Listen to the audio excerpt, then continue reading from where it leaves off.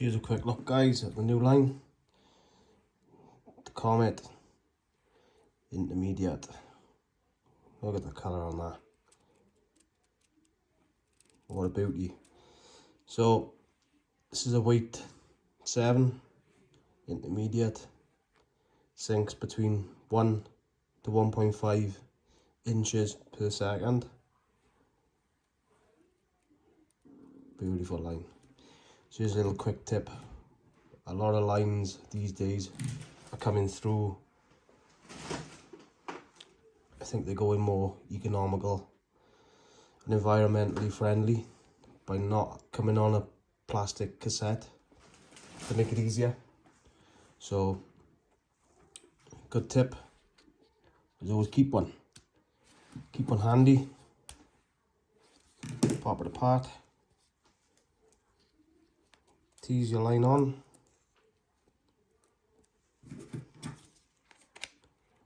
Put that back together. Job done. So all you got to do then, sometimes they're on plastic.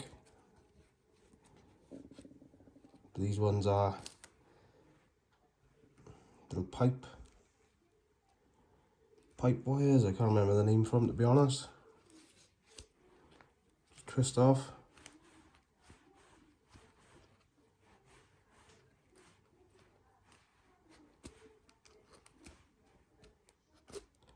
Pull through, and that is your reel end, and it'll all just unravel off nice and neat. So now we got the new line. Have got some of the other lines that need doing as well. So what we'll do, we get into the rest of the video now, show you how and what components that I will use to make the loop on the end. So guys, welcome back. Let's get into this video. I have been meaning to do it for a long time now. I did put a little feeler out the other day on the YouTube, on a community page, just to get the feelers out there, see what kind of interest it was. And there's lots of people who would like to see how I do my loops, which hopefully you can see there. Nice and easy, nice and neat. This one is a little long compared to others that I've done. So what we'll do, this one was just trial and error. It's probably one of the first ones I've done, so you can literally half this in size, so it was a lot neater. So we got that one on there is the Comet 7 weight Celestial in avocado. That's the 7 weight Celestial orange in the Comet as well, Comet range floating. And we got the beauty Celestial Comet in the intermediate. So components, so we got this. Was an unbelievable find, to be honest. I was routing through my carp gear, and it's clear heat shrink, believe it or not. Where, how I've got it, I do not know. It must have come with a pack of some sort of my carp gear that I bought, and it's perfect. Don't put a lighter to it, whatever you do.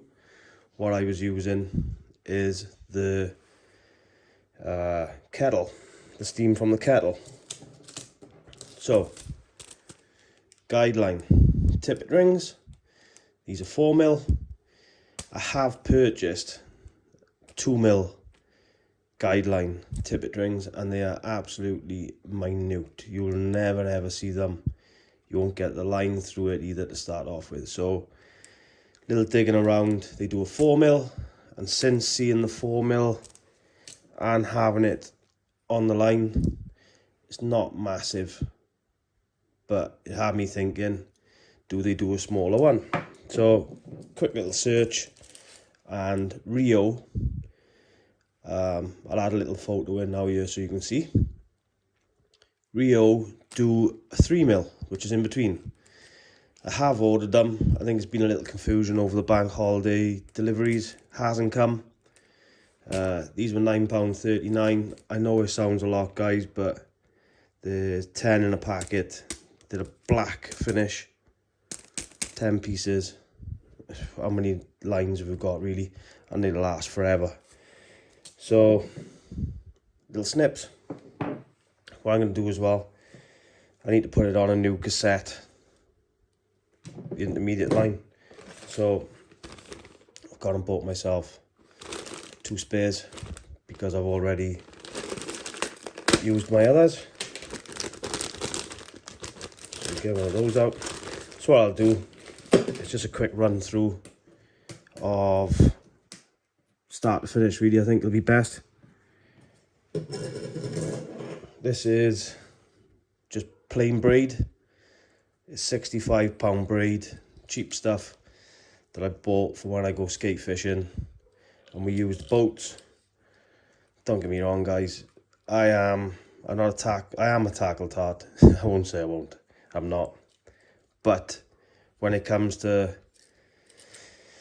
just functional and things working, I'll use whatever is there to use. There's lots of people who say, don't use this, don't use that. I've used this for years and years and years, just plain braid, and it's worked for years. I don't plan on a fish taking me to the backing on still waters. I have been down to the backing, but the amount of backing you have on there, this is as strong as anything, and sooner or later that fish is coming straight back in anyway. So I have done previous videos on changing the cassette on the Still Maniac reels. These things are stunning, guys, and it was just out of pure luck the other day that I came across an easier way of changing the cassette. I've always pushed the little button which will give you the cassette. Let me just tuck that in here out the way. And what I was under the impression I had to do was wind this all the way off until it came all the way out. Well, you don't. It's literally just a little loose. How I did not realise that the last time, I do not know, guys, right? So, hope you can see on these. They have ridges all the way around. There's one there that hasn't got a ridge, which is there, which lines up with that. So this is quite tight, this new one. Turn it slightly, there we go, and it's in. And that is literally it, guys. Oh, I moved it over the wrong, there you go, clicks in. And cassette is in. So that's it, we've got a spare spool. So what I normally do as well, an old fishing rod. It's typical, we got someone's dog out in the bloody streets. Hasn't barked all night, but now wants to bark when I'm trying to make a video for you guys. Funky. So, as I say, everything I'm doing at the minute, there's people out there will try and correct me. Please do, guys, if there's other ways that you do it. But there's so many knots out there. This is the one I find suits me. So, just straight down. This little fiddly now while I'm trying to do it on the camera for you. So I do apologise if you go out of the view. Back up through the cassette. Come on. And there. So you've got the two ends now. I bring them side by side. So there's your tag end. I loop that over. I'll go through once, twice, and pull. So you've got the tag end there, just pull tight, make sure it's in the middle. That will bite down. And that's not going anywhere, guys. So obviously tag end, try and snip that out the way. I'm sorry if it is all fingers and thumbs, guys. Got you on a tripod.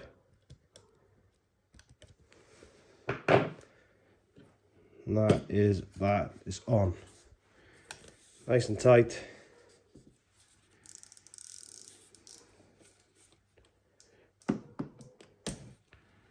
Get that down to bite.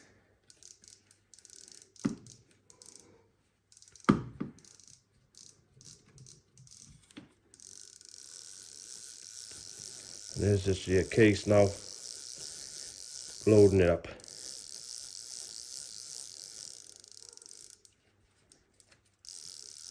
So what I will do, stop the video a minute and bring you straight back in. So, looking around, just take that out the way. I'd go as far as saying there's probably 100 meters, if not a little bit more, give or take, of backing. So, let's get all this rubbish out the way. Don't want to do that. Right, let's get that back on. So, as I say, guys, right, this is totally off the cuff. I've never been shown by anyone this is the right way to do it, this is the wrong way to do it. My grandfather was always the father figure for me that showed me sort of the fundamentals of fishing, more so when it came to sea fishing. So these things I've picked up along the way. When I was young, I did have some little fly casting lessons from Branwen, an old gentleman who used to look after Candle Lake and Lodge years and years and years ago. We're looking 20 plus years ago, if not more than that. Easy 25 years. So, it was never shown personally. It was all just outfits that I had. They were already pre-done up. So, this is just my take on it from a sea angling view more than anything. So, I am an electrician, guys. Well, if any of my mates are watching this, don't answer that one. I'm sure there'll be some sort of sarcastic comment will come in, but as you see there, I've just taken the coating of the fly line off. Okay, it's easy enough, guys, right? If you're careful enough with the scissors, it'll come straight off. Okay, don't panic, there's plenty of fly line on there. Okay, wouldn't worry, like I say, it's an intermediate line. Don't panic about it being such a big deal for the line. So what's that, 4 inches, 5 inches maybe? And literally all I do there, guys, is cross them over, take the one way, one the other way. So 1, 2, 3, 4, through there, pull it down. Not tight, just pull it down. 1, this is the opposite side, 2, 3, 4. Same thing, in, just tease it together, and now you can grab the 2 lots of lines and pull tight. Okay, pull tight. You've got 2 tag ends. Take the 2 tag ends off. This braided line's horrible to cut. unless you've got some really sharp scissors. Now the dog outside in the street has stopped, and my dogs decided to come in the kitchen and pester me. So like I say guys, nice and small our knot. It's pretty close to the fly line. So what I'll do now, I'll walk this in the kitchen, just unraveling it off nice and neat. And then what I'll do, I'll wind it back onto the fly reel. So like I say, it comes off nice and easy. So I'll just put that on the floor now and then wind it all back in, and I'll show you from there on. So now that line is on, don't need the rod.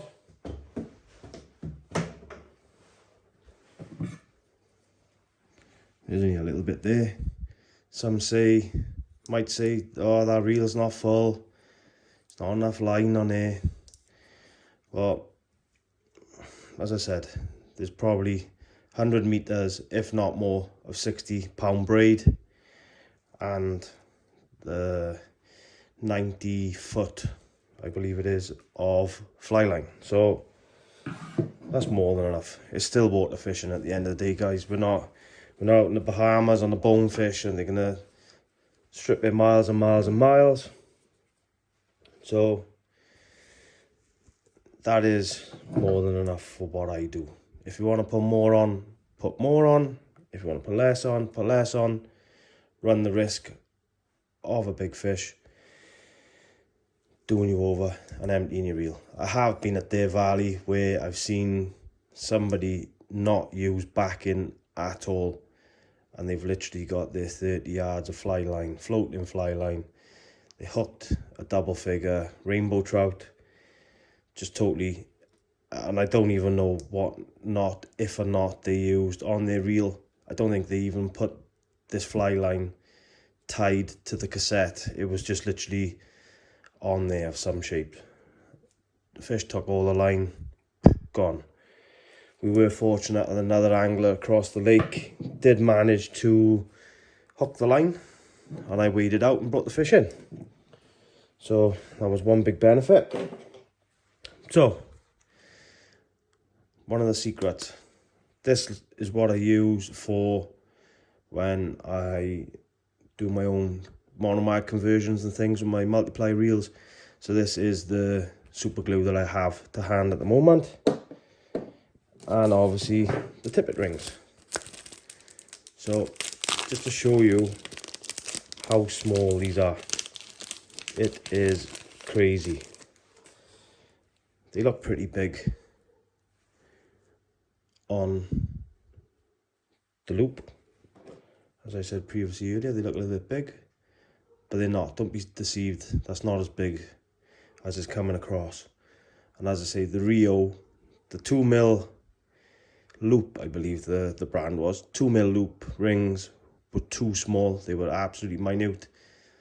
So I seen 4mm, thought, right, twice as big. They look a little bit more than twice as big. So I've ordered the 3mm Rio tippet rings. So they're literally on a snap clip. Just going to want one of these at the moment, which is the fun bit. So what I tend to do is take one off with the cutters, clip the ring back up before they all disappear everywhere. So now what I normally do is, if you can imagine your loop is coming over, it's all totally your own preference, guys, right? This is just literally something I'm doing to give you an idea. Some of this I will cut off, but I've got about 2.5 inches doubled over. So however big you want your loop, that's how big you want to cut your grip, your heat shrink. So I want about 2 inches, which is so far good for me. So what you do, put that through first.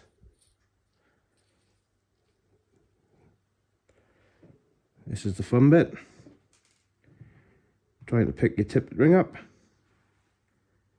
what I find is just that you put that on there and it'll go over, and then double your line over to where you want it. So what I do now is, once you start getting that loop into the corner, sorry guys, see how if you shake the loop down and squeeze the fly line, but make sure that loop is as high up, that tippet ring is as high up in there as possible. And what I do then, some of you are probably looking and thinking, oh, well, that's not right, that's not right. I have asked a few older generation guys, professionals in the business, and I've been reassured this is as good as anything. Obviously not as good as a welded loop as they would come from the factory where they do melt them, I'm guessing, but this is as good as it can get. So I'll get back to you now, guys. Let me just get this to stick only ever so slightly. Once it dries, I'll show you the next step. So as you can see, I've only just sort of glued up to the, not right up to the tippet ring. There is a little gap in there, but that is as good as sealed there. So what you want to do now, I don't particularly want that loop to be as long as it is. It's only going to be that kind of length. You can see where the glue is, the heat shrink, sorry. So what I will do in a minute is cut the tag, but what we need to do now is, now that little bit is glued there, is what I do now is dab a little more glue all along the joint.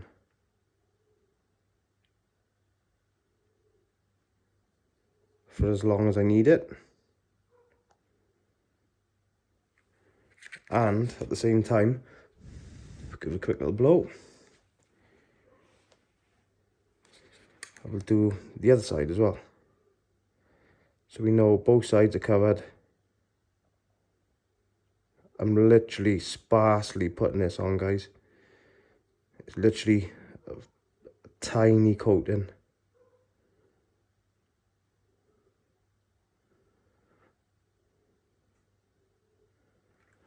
And we will let it dry. So it doesn't take long to dry, this doesn't, but I've been out with all the other lines at the moment and they've all worked perfect.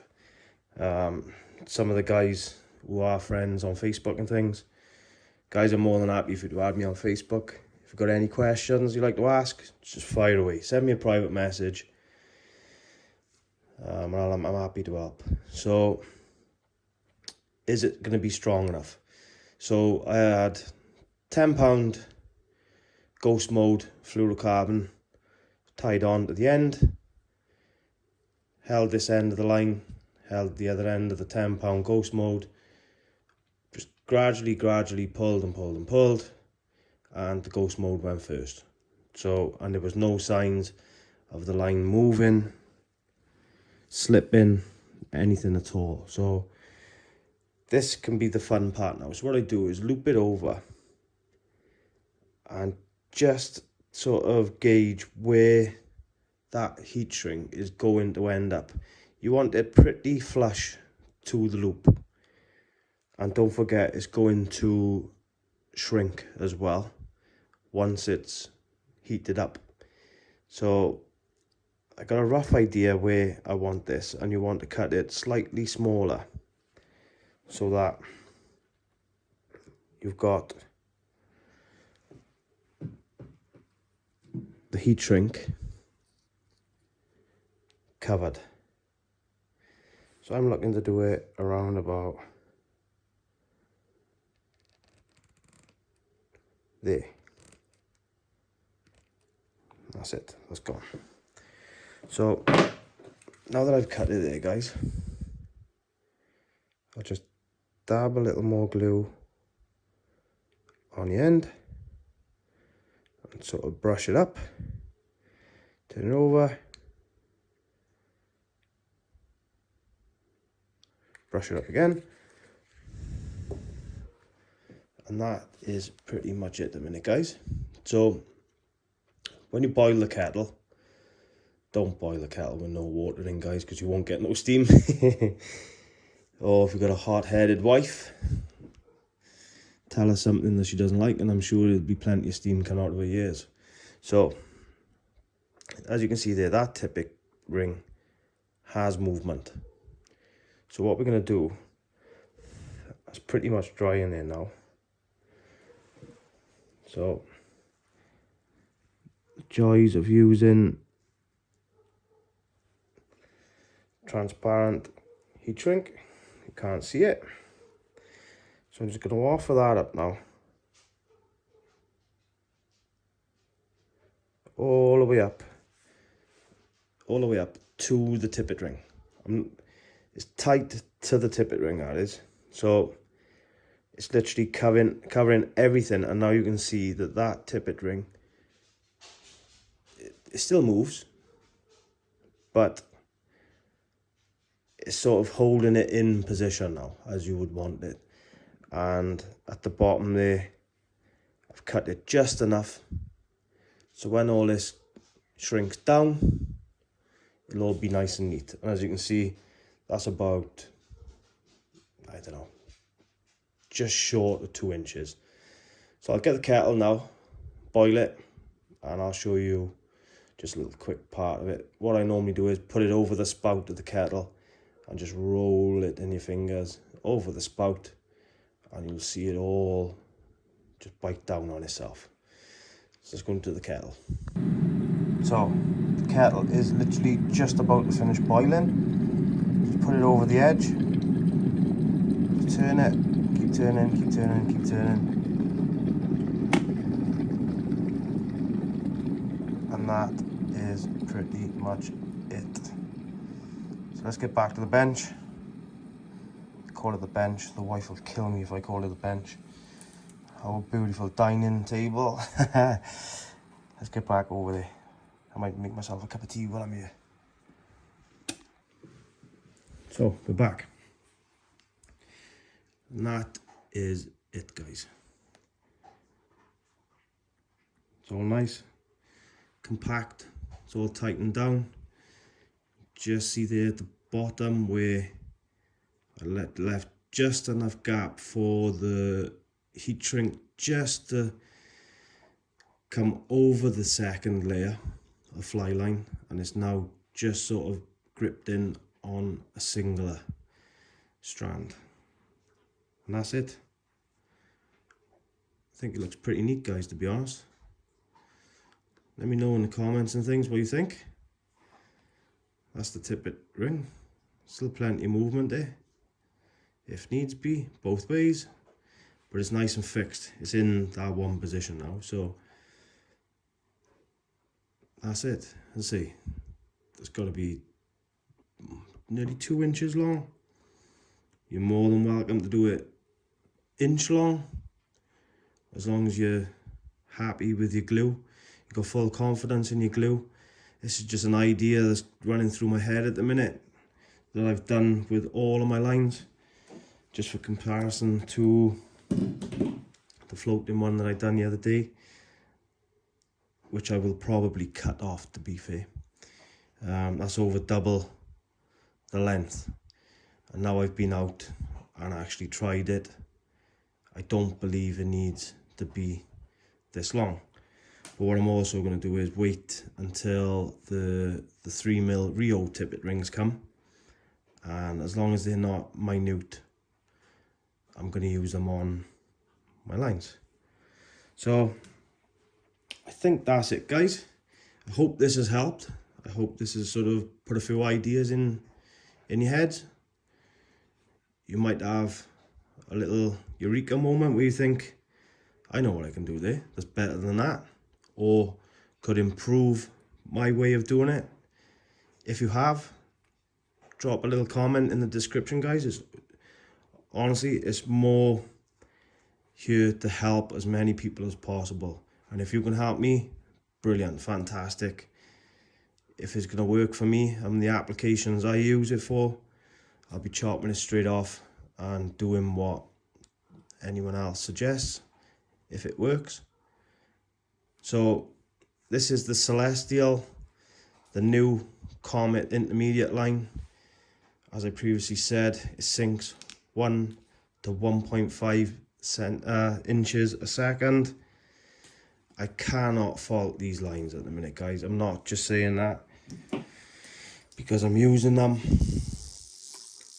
I literally have used airflow lines for years and years and years and years and years, and I cannot fault airflow lines of years gone by. The old airflow line, the old 40 plus lines, the first ever 40 plus lines that came out, were absolutely insane. They were perfect, absolutely perfect. And sorry about that, guys, bit of noise from the dog. But those lines, in my honest opinion, are nothing like they used to be. Nowhere near what they used to be. The previous Airflow 40 plus floating line I had must have lasted me 10 years at least. Like I say, I'm not one just to chop, change, buy just because there isn't something new on the market. That's not for me. So off the top of my head, I think the line cracked after about 9-10 years. So obviously the first thing I thought was I'll replace it with another 40 plus. Bought the line, and as I say, it is nothing like it used to be. It is terrible. And Steve, a good friend from Celestial, sent down this one to give it a try, to see what I think. And this thing, honestly, guys, it hasn't got that two-tone colour like the 40 plus lines where they got a big massive shooting head. It's a big heavy front-ended line. These lines are just built different. There's something about them. The weight in the lines are all in the right places to transfer that energy when you're casting. Gives you perfect turnover, and these lines are straight as a die every single time I've taken them out. That new Airflow 40 plus that I bought, I had to straighten, just tighten it up all the way out to get the snaking out of it. The Celestial line came, I put it straight on the reel, I took it straight out, and it was straight as a die, and it's been straight as a die since. The only thing which was my fault with the line, where if you can imagine, that comes out and through the tip ring. By me holding it tight like that in the tip ring, because I keep my rods together in the garage, you can just see that it sort of holds itself. That's easy. Gone. Just quick stretch is gone. So that was totally my fault. But since then, I don't do it.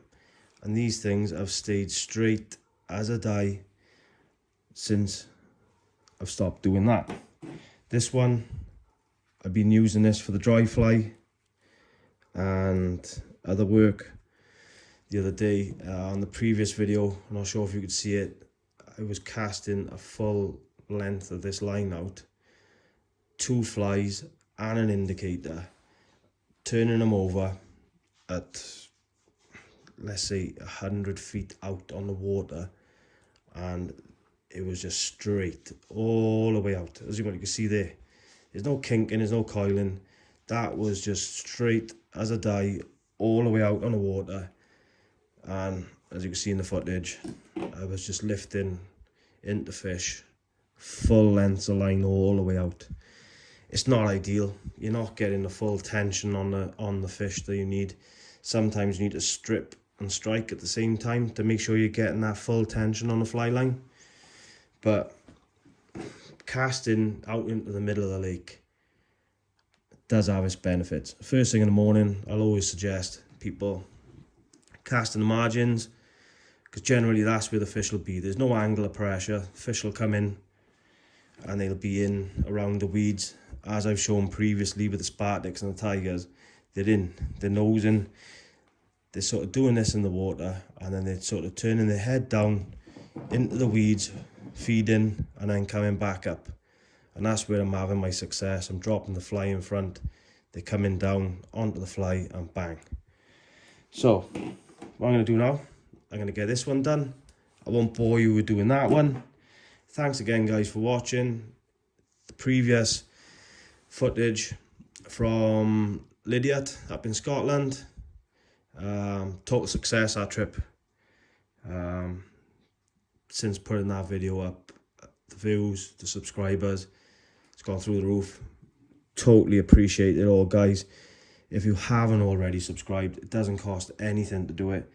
If you enjoyed what you're watching and you're enjoying the content that I'm putting out with the fly fishing things, or there's any other things you'd like me to go through, such as loading reels up, loading rods up, what I am going to do is I'll talk a little bit more in depth on these Celestial fly lines I've got, and it'll just be a sole video on the Celestial lines, such as a line review. So like I say, if there's anything else you'd like to watch, guys, give me the thumbs up, click the subscribe. I'll catch you all on the next one, guys. Thanks.